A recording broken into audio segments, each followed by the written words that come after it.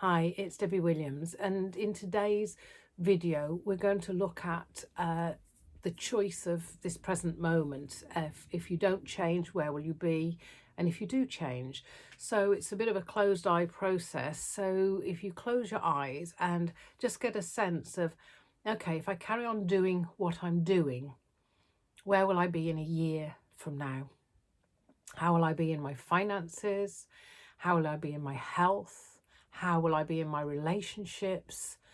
How will I be generally? What will my life be like? Am I still a slave to this cocaine, or has it got worse? And then take it to 5 years if you don't change. Where will you be in your health, your relationships, your finances? And then take it to 10 years' time. Will you have got to a daily habit? Would you look and think, oh my God, I could have bought a house for what I've spent on this? So how are you in your health, your finances, your relationships? And really spend some time there if you don't change. And take it to 20 years. Would you even be here? Would you have had a heart attack in year 7 because somebody mixed something into what you thought was good stuff? Where would you be with all the paranoia? Okay, let's just stop that right there and come back to the present moment and recognise this hasn't happened yet. So let's do the opposite if you change. So just close your eyes and just imagine a year from now that you haven't touched it. Might have had a little challenge in the beginning, but you made the decision, I want to be clean for this.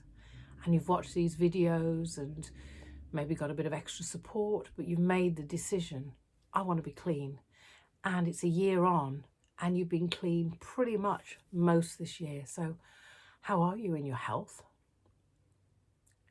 in your finances, in your relationships? And let's take that to 5 years' time. What could you have achieved in 5 years of not doing that nonsense? So how are you there in your health, in your wealth, in your relationships? And let's go to 10 years. See, most millionaires plan 10 years in advance. And imagine, if a miracle had happened 10 years from now, what would your life be like?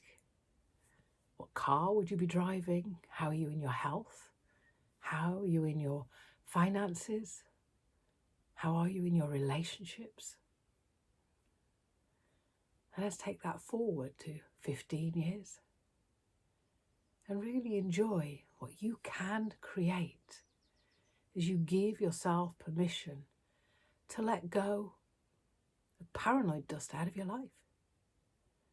As you connect the dots and really see it's an inch of pleasure, it's a mile of pain.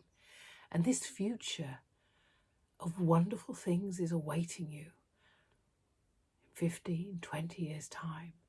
We talk about people having a bright future ahead of them. You're stepping into your imagination to create what that could be. And it's good.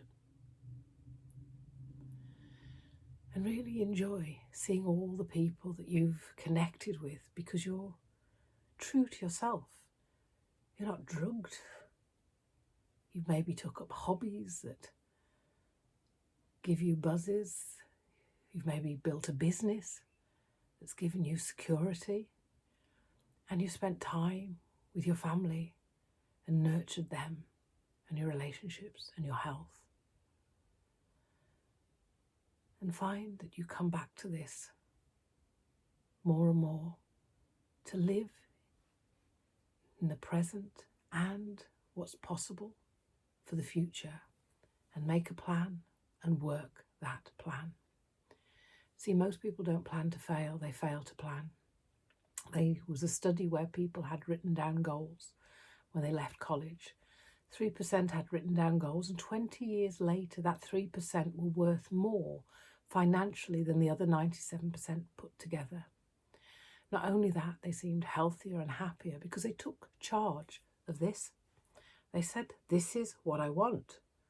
They wrote it down, and it gave the brain an opportunity to think, okay, we can work on that. What's the first step? What's the next step?